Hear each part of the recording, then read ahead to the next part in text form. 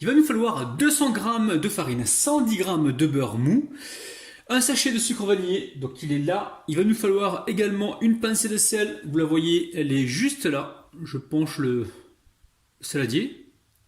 Ensuite, il va nous falloir une pincée, ici là, une pointe de couteau de levure chimique, un œuf, et il va nous falloir également une cuillère à soupe de cacao en poudre. Alors vous allez voir, recette super facile. Donc là, je prends la pointe de levure chimique, à peine ça. Hein.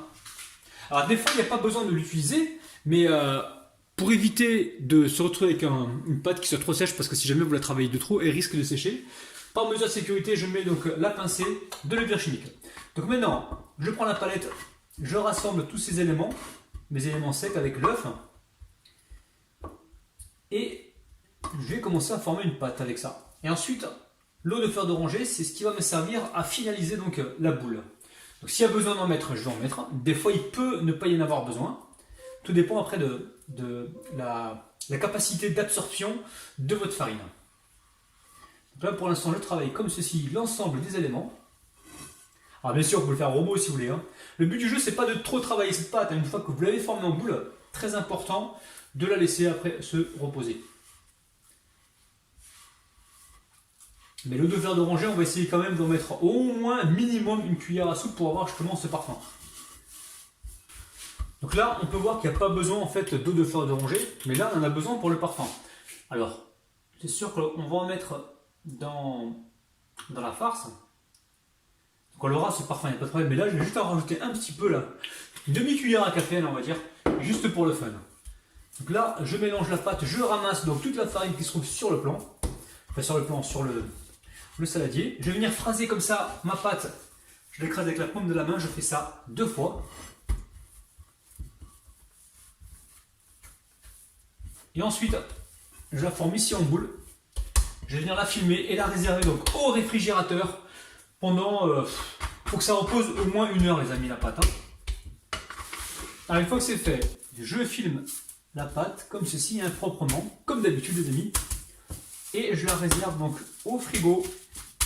Alors, vous pouvez le faire la veille pour le lendemain si vous voulez, ou sinon ça part pour environ minimum 1 heure voire 2 heures. Hein. Si vous voyez qu'au bout d'1 heure c'est pas bon, vous prolongez encore d'1 heure. Il faut vraiment qu'elle se repose cette pâte. Alors, pour réaliser la farce, c'est vraiment super facile. Il va nous falloir 150 g de cacahuètes grillées et mixer les amis. Hein. Mixer, pas trop fin, regardez à peu près la texture. Ensuite, il va nous falloir 2 cuillères à soupe de beurre. Donc là, j'ai environ 35 g de beurre mou. Il va nous falloir 40 g de pépites de chocolat. Vous prenez comme moi du chocolat, vous le coupez au couteau. Hein. Ici, on va récupérer environ une demi-cuillère à café de cannelle. La cannelle, si vous n'aimez pas ça, n'en mettez pas les amis. Hein. Il va nous falloir 30 g ici de sucre glace. Et pour ramasser la pâte, on va utiliser donc de l'eau de fleur d'oranger. Alors l'eau de fleur d'oranger, on en met petit à petit jusqu'à ce qu'on obtienne une boule de pâte. Hein. Alors vraiment, c'est une recette qui est très facile. Hein. On met les cacahuètes. On va mettre le beurre. Hop là. Ensuite, hop là, on met la cannelle. Encore une fois, si vous n'aimez pas, n'en mettez pas. Une fois qu'on a fait ça, on va venir les amis, mettre le chocolat donc râpé. Et je vais venir tamiser donc mon sucre glace.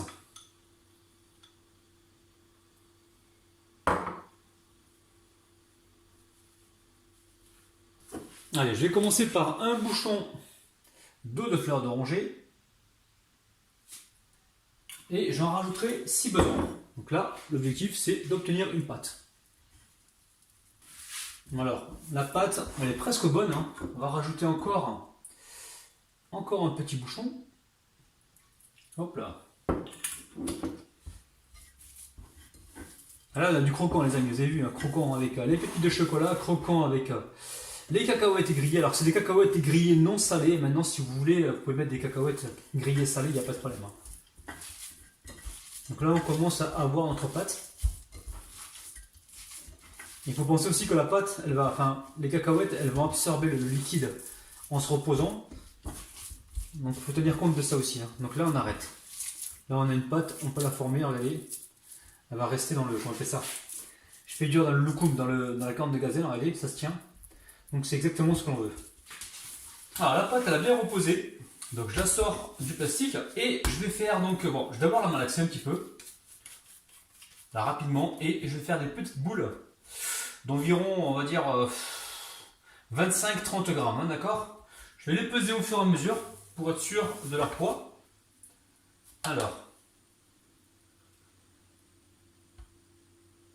on va baisser un peu, on était à... C'est important de peser au fur et à mesure. Là on est à 26 grammes, c'est bien, entre 25 et 30 grammes, hein, d'accord? Donc là je fais les boules, je les mets de côté pour l'instant. Et on pense à les mettre donc sous plastique. Alors, j'en ai fait une là, j'ai fait un test. Donc, je vais vous montrer, c'est super facile. Là. Ici, on récupère un petit peu de farine. Et on va étaler une sorte d'ovale. Alors, sachez que sur ma chaîne, les amis, il y a une recette de cornes de gazelle. Donc, il y a la version classique, hein, avec un sucre glace que vous connaissez certainement déjà. Donc là, on va étaler, pas trop fin et pas trop épais non plus. Hein. Ouais, il est quasiment bien.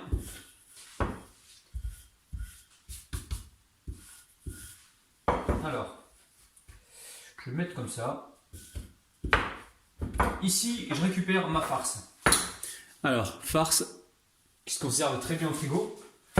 Donc là, Incom Misencom, hein, ça veut dire que votre œil et votre balance, c'est-à-dire vous allez mesurer ce que vous avez besoin en fait. Donc là, moi j'ai besoin de ça, hein, pas plus que ça. Donc là, c'est important de lui donner une forme de, comment dire, une belle forme pour avoir un résultat final acceptable, les amis. On va le mettre comme ça. Et on va commencer à rouler. Alors. Là, j'appuie ici. Alors, on va écarter un petit peu la pâte. Je vais continuer comme ceci. Et la fermeture, c'est important qu'elle soit en bas.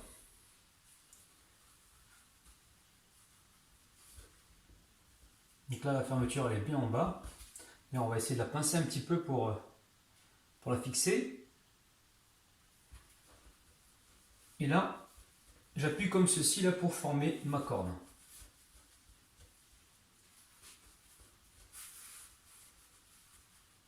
Alors prenez le temps les amis hein, pour faire quelque chose de nickel. Hein. Donc voilà ma corne de gazelle. Donc je vais continuer ainsi de suite et on se retrouve donc tout de suite. Alors une fois que c'est fait les amis, hein, une fois que c'est fait, on récupère ici une corne de gazelle. Et on va venir la rouler pour bien la souder les amis. Hein. On n'appuie pas trop, on appuie juste sur les côtés là pour avoir la pointe. Là on s'assure qu'elle est bien soudée, on s'assure que la soudure soit bien en bas. Et hop là, ma corne de gazelle est prête. Donc je vais mettre tout ça sur une plaque recouverte de papier cuisson et on va mettre ça au four. Mon four est en train de préchauffer à 175 degrés et je pense que je suis parti pour environ 18 minutes. Je vous dirai donc le temps exact tout à l'heure. Alors mes cornes de gazelle, elles ont cuit au bout de 16 minutes les amis, hein, d'accord? Donc ici, regardez-moi bien les amis, ici j'ai du chocolat fondu. Alors prévoyez assez de chocolat pour pouvoir donc enrober vos cornes de gazelle. Donc là j'ai environ 300 grammes de chocolat noir, mais il faut savoir que ce qui va me rester, je vais le réutiliser pour une autre recette, d'accord? Donc là je vais mettre environ une cuillère à soupe d'huile pour justement liquéfier un petit peu ce chocolat pour qu'il soit moins épais. Et pour qu'il puisse donc enrober les cornes de gazelle et nous apporter du brillant. Donc là je mélange assez rapidement. Donc vous travaillez assez vite les amis. Une fois que le chocolat est chaud, il faut enrober les cornes de gazelle assez rapidement. Après ce que vous pouvez faire, c'est faire un bain-marie. Comme ça vous gardez le chocolat toujours à température dans le bain-marie. Et ça vous permet de l'utiliser sans qu'il durcisse trop rapidement. Allez. Donc là c'est super simple.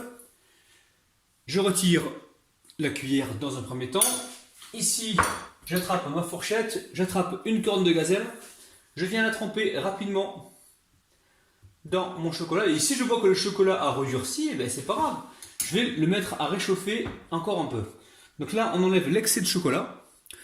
Donc les amis, je vais encore vous encourager à travailler vite. Hein. Travailler assez rapidement. Une fois que vous avez enlevé l'excédent, vous venez le déposer délicatement, hop là, sur un papier cuisson. Et là, je vais continuer donc ainsi de suite. Bon les amis, il en manque deux, hein, parce qu'il y a deux gourmands qui sont passés là tout à l'heure. Bon, c'est pas grave. Là, je vais mettre une petite décoration, vous n'êtes pas obligé, hein, je le fais parce que j'en ai un petit peu.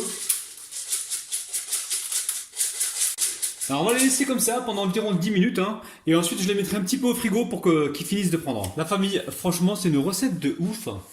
Et je vous montre ça de près, regardez-moi ça, corne de gazelle. Quand ma mère elle va voir la vidéo, elle va devenir folle, elle va me dire qu'est-ce que t'as fait encore à la recette traditionnelle, qu'est-ce que tu as fait encore? Bon là c'est pas tout à fait pris les amis, hein. J'ai laissé ça au réfrigérateur environ 10-15 minutes, mais vous n'hésitez pas à laisser beaucoup plus longtemps pour avoir quelque chose de bien croquant, de bien gourmand. La famille, refaites la recette, franchement vous allez vraiment faire des heureux. Alors la famille, j'oubliais, je vais vous montrer l'intérieur, hein, parce que je sais que vous êtes nombreux à vouloir voir l'intérieur. Je montre ça les amis, regardez-moi ça, ça a l'air juste gourmand.